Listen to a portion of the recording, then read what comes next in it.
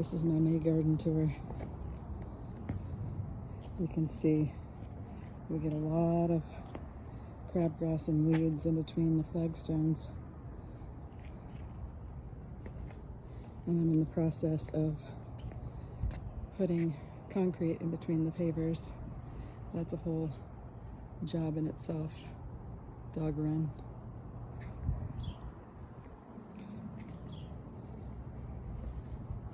This is what I call Cherry Island. There's some volunteer cosmos all over the place, which is very cool. I'm going to transplant them tonight.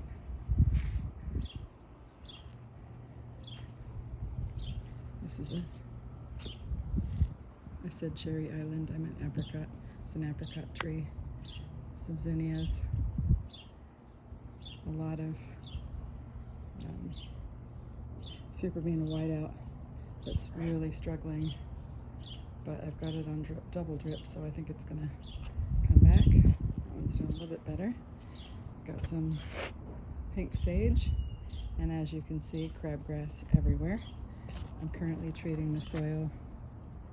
That's what all this gray stuff, and then I'm going to do a liquid.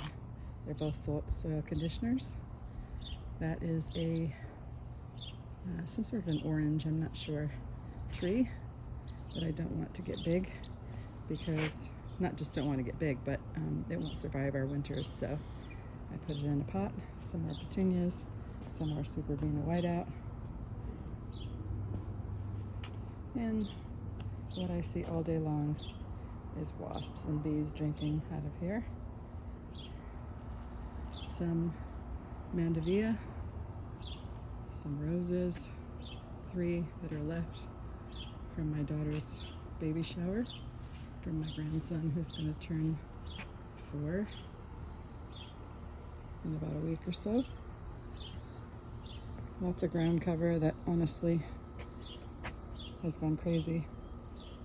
Some white salvia, some more white salvia. I forget what this is called, but it grew really fast, and I don't remember planting it. I may have. I might have actually grown it from seed, but I'm not a fan. I'm gonna take it out after this year. Gate to the back where a fig tree is. These are strawberries, although the grass and the straw is outgrowing them. I just need to pull it. Once I pull it out, it's good. They're shallow rooted, super easy, and I don't usually have a problem. Eventually that'll fill in my shed. Some petunias over there in a pot.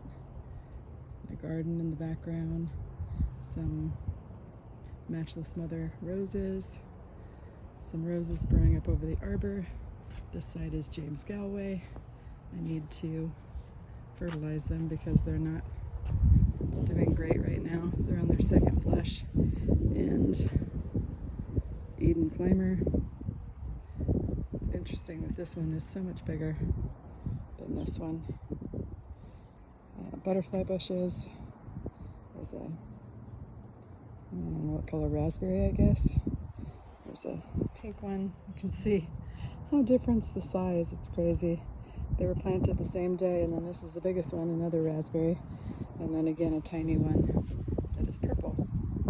And then lots of lantana that is overgrown by the crabgrass, but eventually it won't be. Some lavender. There's a cherry tree. You can see it's got a stem on it there. And then very little green. I have to water this thing so much to keep it alive. Some Superbena that I overwintered in the greenhouse that is now gone. Another salvia that's not really. This is the one I call Cherry Island because this is a Rainier cherry, the one that's bare over there. And then this one is 3 different cherries in one. Not sure off the top of my head. Those white planters in the back are going to be my cutting garden with the fence behind it. Some more lavender, some more. This one's doing better. It's not being as choked out by the crabgrass. Lantana, some cilantro that I let flower for the pollinators, and if you look up close, this is why I do it. There's a ladybug right there. I don't know if you can see it. And actually that's in larva form. There's a few of them. So I'll have ladybugs. And then my new pond, which is a work in progress. I've been working on it all week. It looks a little bit, my grass looks a little bit peaked there because it's its first day. Whoops. Get that out of there. I had to plant because behind me is the western sun, so I had to plant some. I need to fill in with more rock. There's more Superbena. There's Blue My Mind. I don't know what that is exactly, but it's a really pretty, say, annual plant in our area. These two pots here are olive bushes, some asparagus fern. Next to it, struggling. Very sad because I just planted it. It's struggling in the heat. Cornflower. Some more Blue My Mind. Whatever the plant is, I don't know. Some more Superbena, pink cashmere. Some mint, hopefully to help keep the mosquitoes away. Another asparagus fern. Some grass, not sure what that's called. Supposed to get 2 feet tall by 2 feet wide, so are the asparagus ferns. Little habitat for the frogs. Under there where the flagstone is, you can't see, but if you look to the right hand side, there's a little area right there where the frogs can get in and go down underneath, and it's the other piece to this broken bird bath that I decided to make lemonade out of lemons. That's a Gara. It's struggling because it was just transplanted. Not sure what that is. It's really pretty though. Some sort of succulent that grows these really beautiful pink flowers. And then you can see I have a fountain and some dunks in there, mosquito dunks. Hopefully to keep the mosquitoes at bay.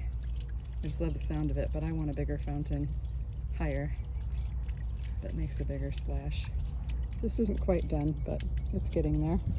And then this area over here is eventually going to be, we're going to have the metal fence done up there.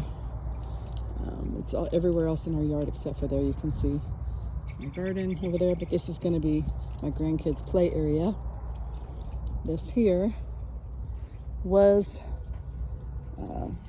a garden, but I'm moving everything out of this spot, and this is going to be concreted in, and it's going to be a sitting area so that I could sit and watch the boys play. And then coming over here, the flagstone is unfinished. It's going to come around here like this and meet this one over here. This is where I had a greenhouse, but it was a fail. The wind kept blowing the panels off, so I took it back to Costco. Got a full refund. How beautiful is that?